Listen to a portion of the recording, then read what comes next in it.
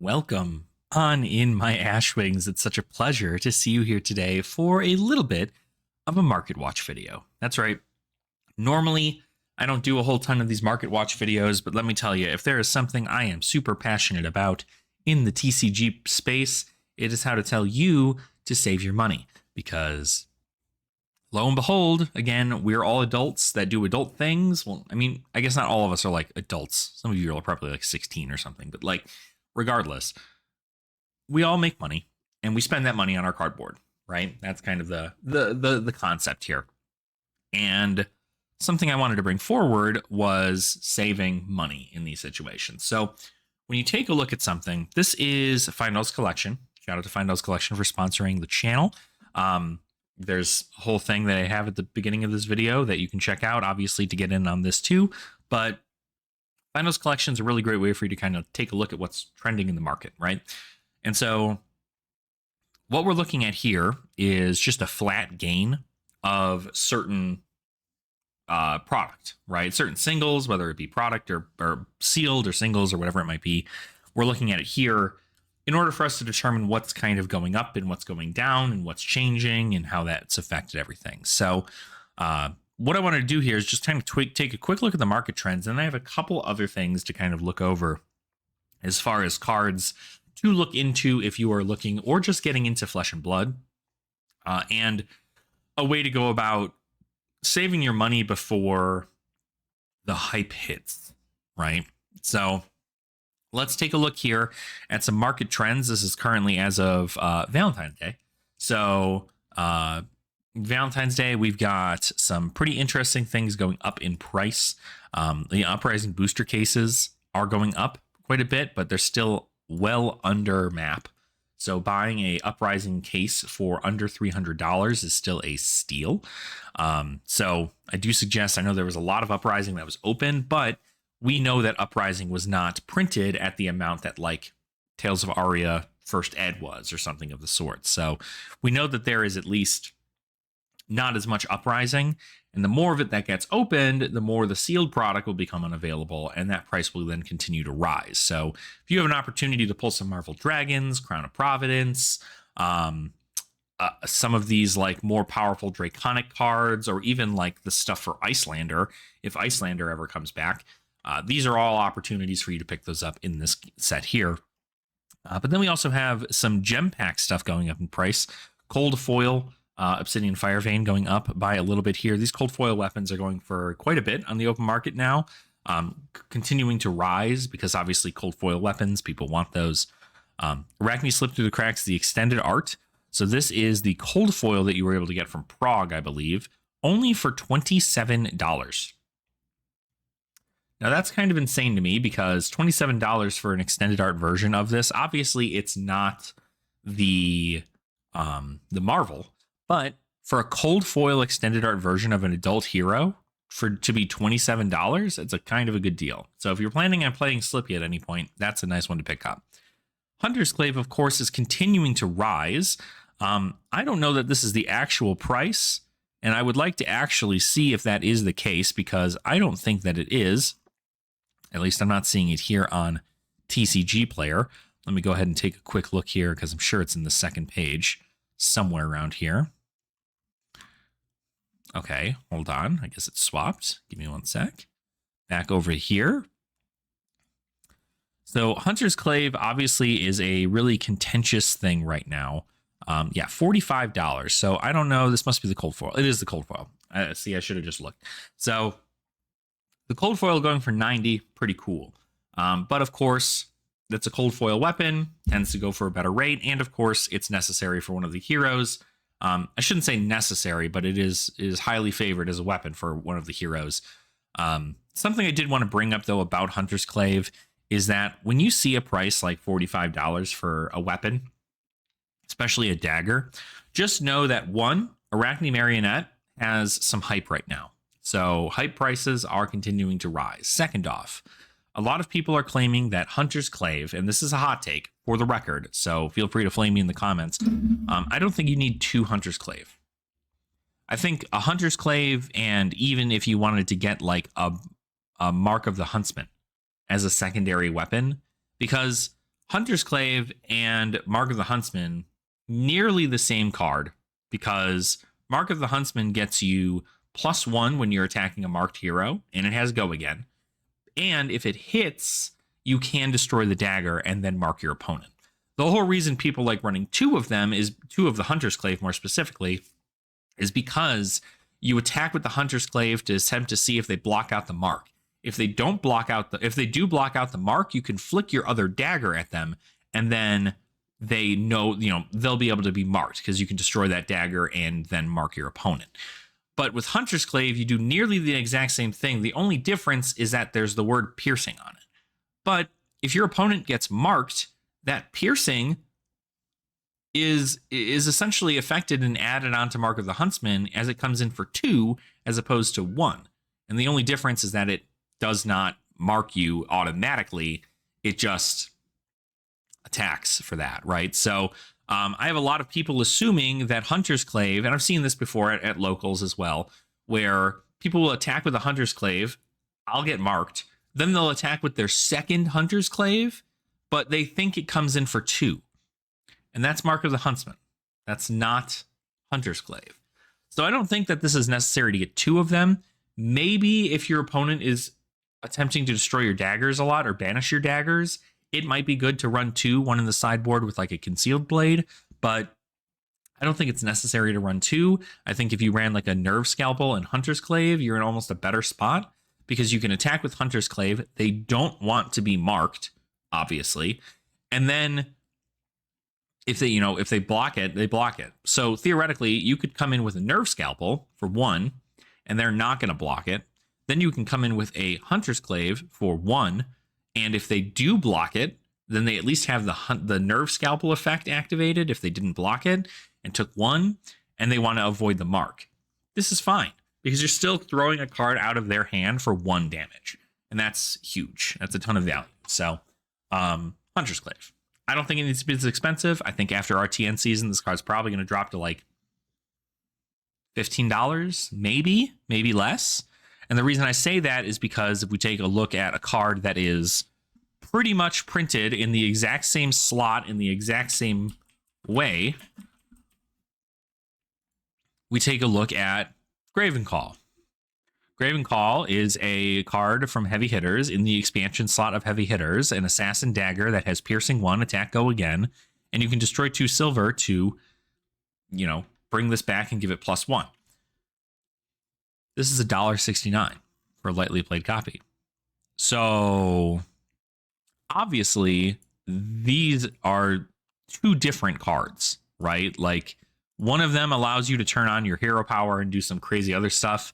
This one is only really used in what is debated as probably the worst version of Arachne, being Huntsman. So when you compare these 2, they don't look anywhere near the same, but like they're printed in the same rate, and there's a ton of these on the market. 39 of these here. There's 30 of these here, but they're going for this price. And for the record, the reason they're going for this price is not because they're worth this much, is because that's what people are buying them for. Okay, that is what drives the price of a card, is that if you buy a card at this price and several people buy a card at this price of like $50, the card will continue to stay $50 until people stop buying them. And when people stop buying them, sellers will want to lower their cost of selling the card because they just want to get rid of it for the most amount they can before it crashes to nothing. So they'll continue to drop their price and drop their price and drop their price. And then eventually you can buy one of these for $10, right?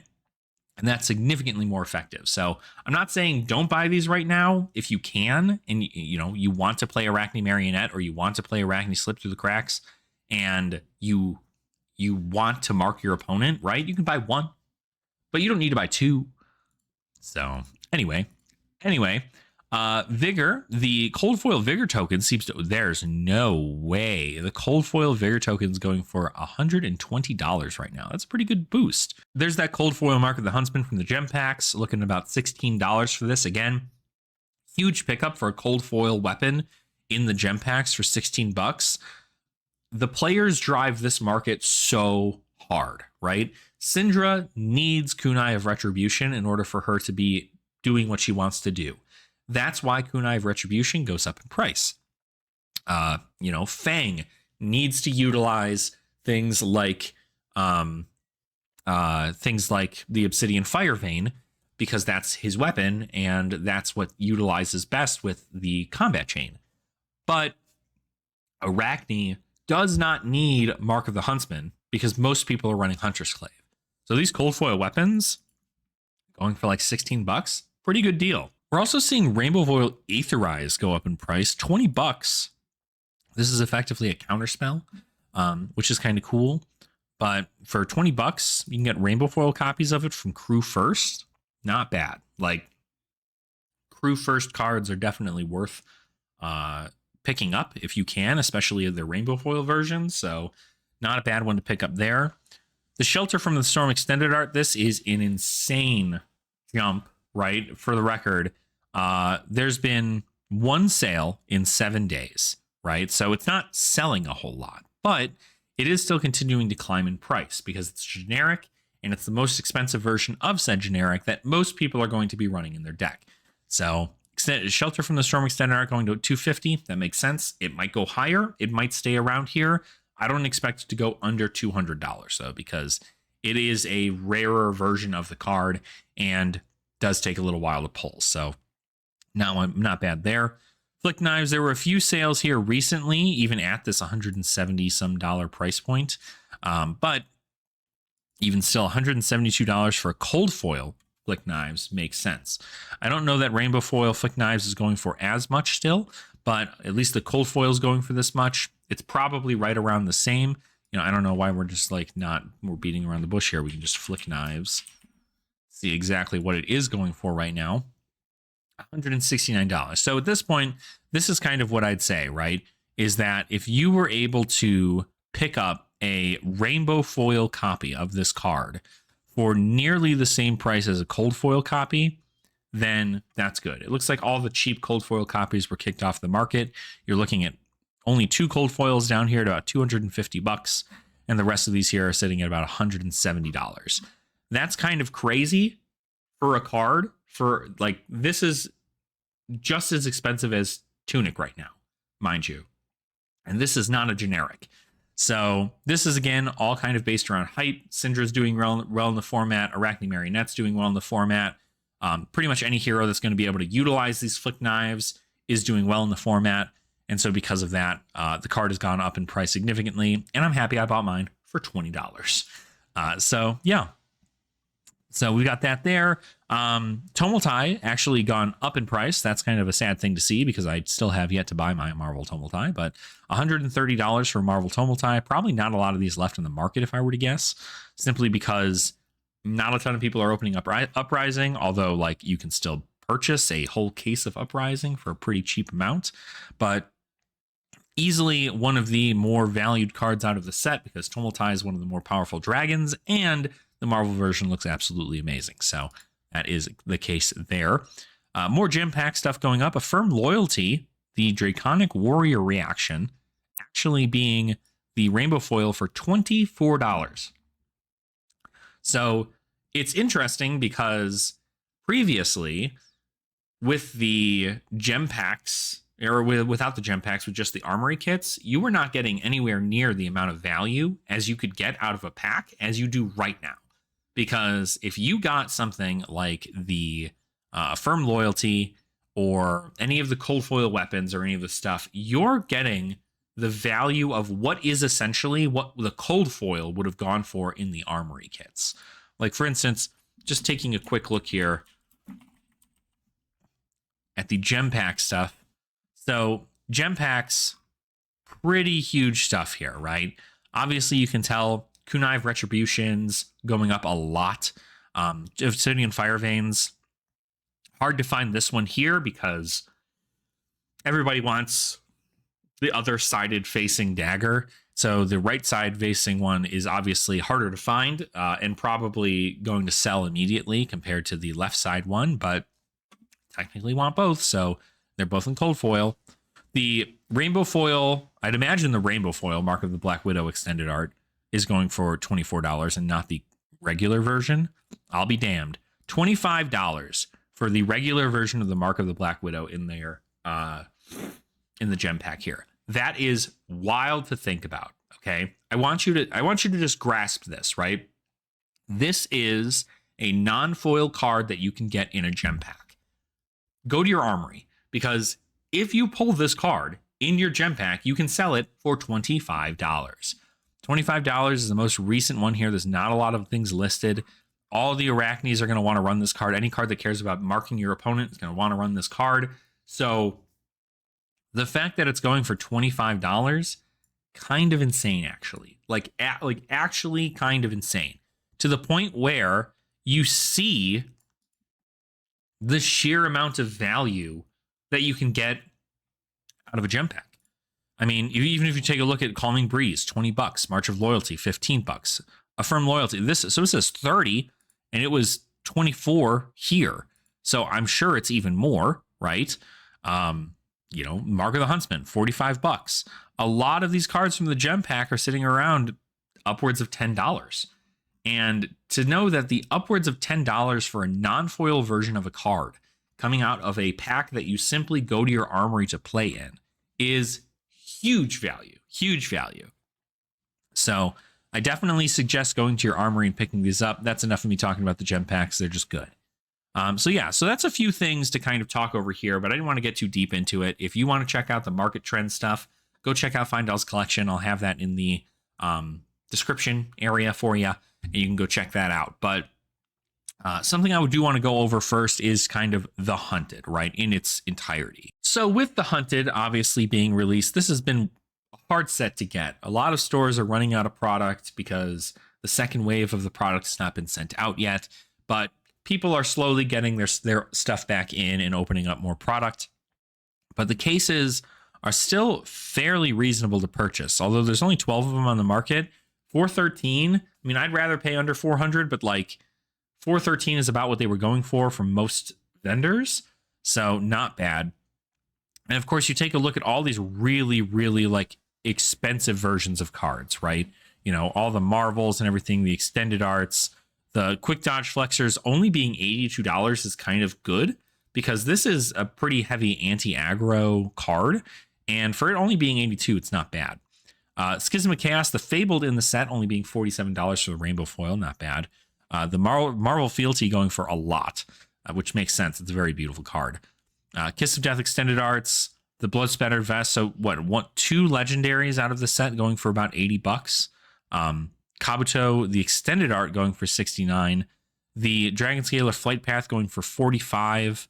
And then you have things like the CNC and Shelter, which are going for about $80 a piece. All the Marvels, the Young Marvels, are going to go for significantly less. Young Syndra for $43. But then you take a look at like Arachne Web of Deceit, $47.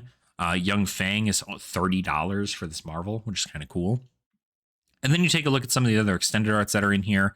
Extended art of Loyalty, $88. Extended art Provoke, $38. Loyalty Beyond the Grave extended art, $81. A lot of these cards, a lot of the value of this set is coming out in these extended art special versions of the cards that you can find. Because now effectively what it is we're almost kind of back to what we were doing with Dynasty, right? But with like the legendaries and the majestic equipment, which is you can find it in non-foil, rainbow foil, and a special cold foil version.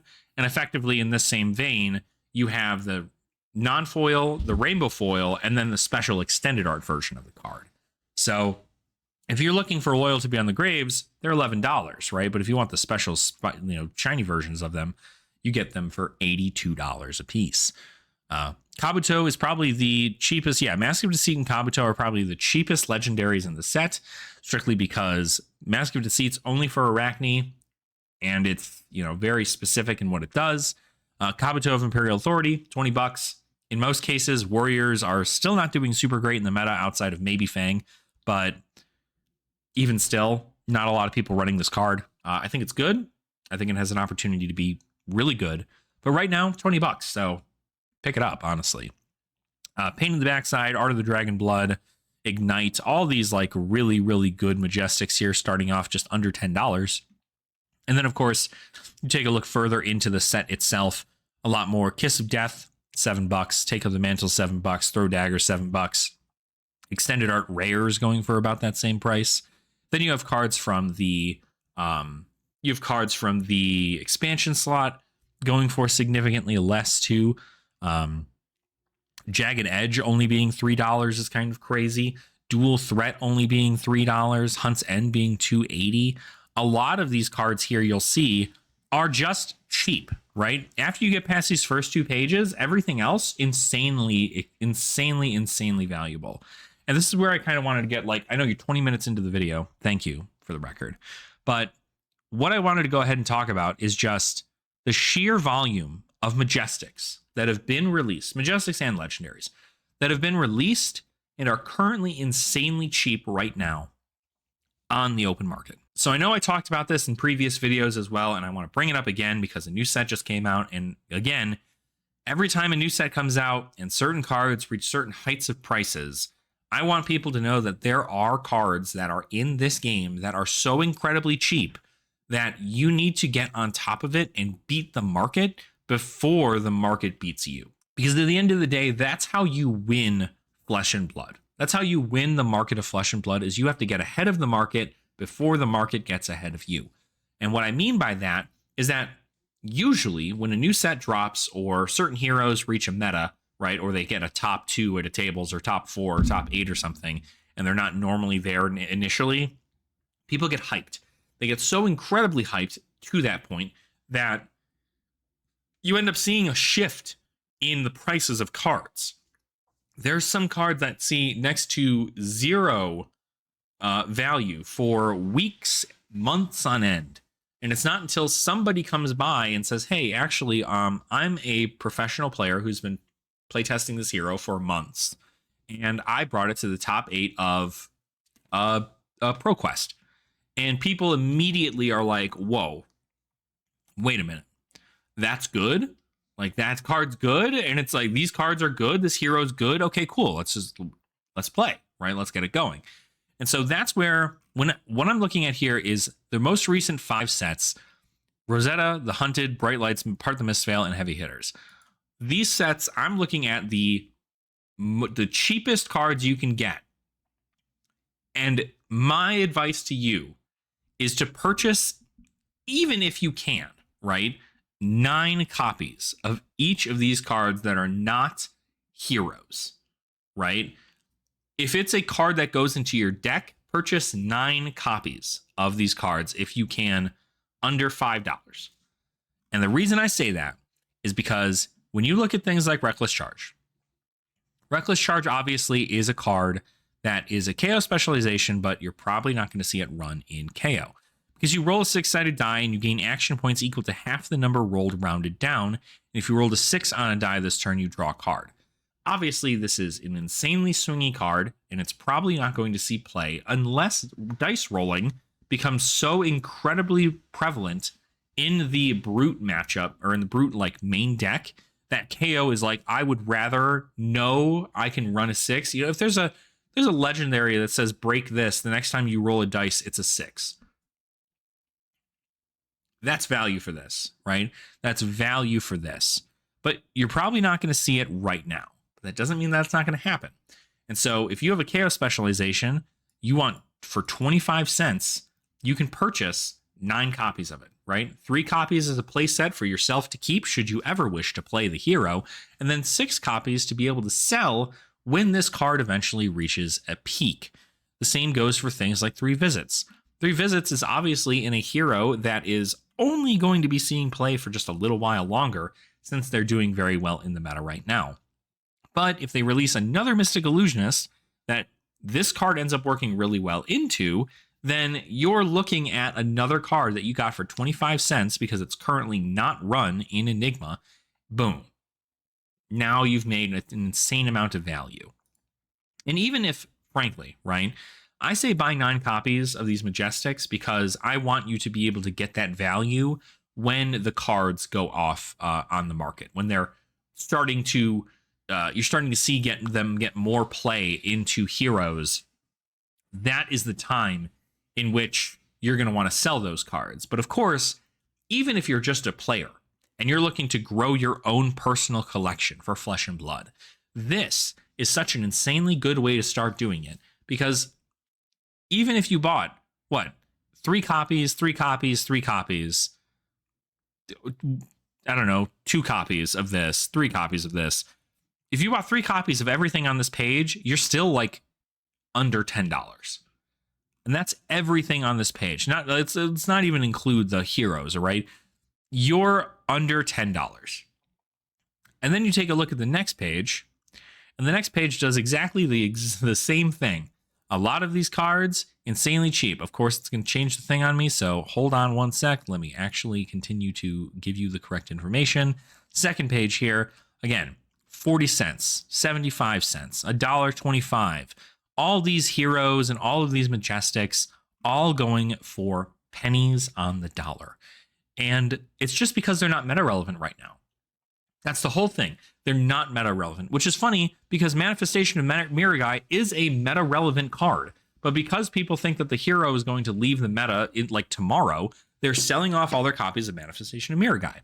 Card's $1.24. And this is like a key card in Enigma. So if you ever wanted to play Enigma in like Living Legend format or something of the sort, pick this up. 10,000 Year Reunion, 50 cents. Absolutely huge. You've got cards from the newest set, Prowess of Agility, going for 55 cents.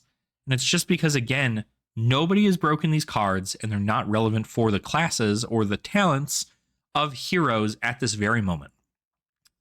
But mark my words, the day somebody tops a tournament with any of these cards in their deck, the price will spike from 76 cents to $5, right? And let me tell you, the amount of value you get by buying a whole bunch of copies of these cards for cheap and then selling them for well over 10 times the amount that you bought them for, that's value. That's what we call value. So tons of stuff here in regards to this. I mean, like, truly a different way to go about playing Flesh and Blood. And like, you need to be on top of this whenever you see a new set drop. Whenever a new set drops, your first thing should be, let's just make sure what inventory I have, I can sell and make some money off of, right? I'm not saying to buy out the market. But what I'm saying is at least buy a few copies to where you can recoup your cost.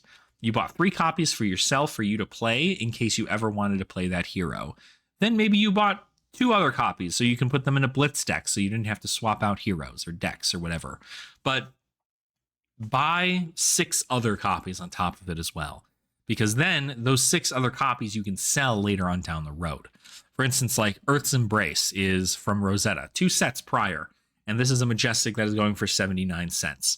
And in this situation, it does not do much, right? It is very much so you have to make sure that you're decomposing. You have to make sure that you get, you get an embodiment of Earth at the end of every one of your turns. It costs 1 for you to play it. Like, this is not normally anything that sees play right now, which is why it's 79 cents. But if there comes like a super heavy defensive Earth deck that cares about decompose, like Terra, for instance, Earth's Embrace might be a card that gets used in the deck because you're going to want to decompose with cards like Felling of the Crown and Plow Under.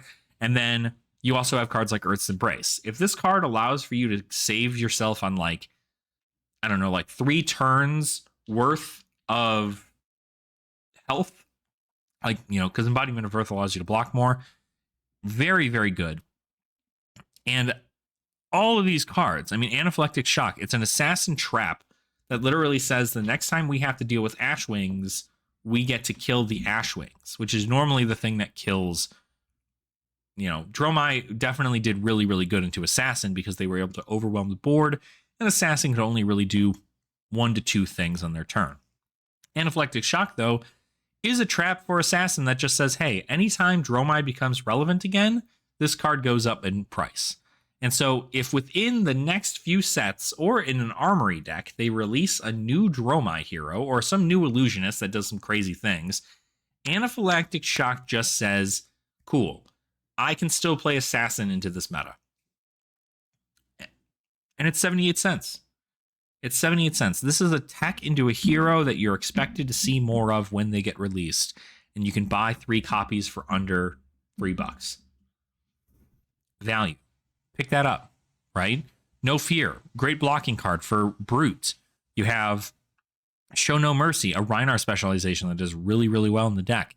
The Tremor Shield Sabatons, new arcane barrier blocking cards from the Hunted. Majestic Equipment, 95 cents. I'm curious what the cold foil of this one's going for, because there's no way that it's anything crazy, if I were to guess. Let's see, cold foil, $8. $8. I mean, you get to do seismic surge things. This very well could be prevalent in Valda. It's not bad. Long Draw Half Glove, great arm piece for Azalea. I think it's a staple in Azalea decks now. $1, right? Widow Web Crawlers, Assassins are running those now too. All of these cards, effectively what I'm saying without going well over my time here, is that these cards will eventually see play. They will see play. And when they start seeing play, you are going to want to make sure that you have these cards, right? If Betsy ends up getting an insane amount of support in the Guardian Mastery pack, and Drink 'em Under the Table becomes like such an insane card for you to play, where you can wager drawing a card and have your opponent discard a card, Drink 'em Under the Table is $2. This card very well could go to 10. It says draw a card on it. Very good. But again, like I said, the whole concept with this is to let you know that you can purchase cards for cheap. Not every card on the Flesh and Blood market is expensive. And if we take a look, I mean, I think quite literally, I was able to get to page 9 without actually seeing a card that was worth $10. Which means that on a site where there's 5, 10, 15, 20, 24 times 9, right? Whatever that is off the top of my head. That many cards in the Majestic slot from just the last recent 5 sets are so incredibly easy to purchase. And they get you set up to play those heroes for when they come out. Right? Take Up the Mantle being $6.50 is crazy because it's such a prevalent card in Arachne right now. But sometimes it doesn't do what it's supposed to do, right? You throw dagger. It's just throw a dagger, draw a card. That's cool, right? But it says draw a card on it, and it's $6. 3 copies, pretty easy. And like I said, I mean, a lot of this just comes down to what you can afford. But most of the cards that are in the Majestic slot, for you to start gathering your own collection of cards for Flesh and Blood, this is the way you are going to want to do it. You are going to want to take a look at these cards that are in the lower portion of this, this listing here in TCG Player, and you are going to want to pick up copies where you can, because then when you start playing and you get everything together and you're finally getting your deck together and everything's looking good, if your hero that you're playing or your class that you're playing is going to get support in the next set of Flesh and Blood, you are going to be ahead of the market because you bought your stuff for cheap. For instance, let's take a quick look here at Trench of Sunken Treasure. This is a card from Outsiders that, mind you, literally, I would say maybe a month ago was $11.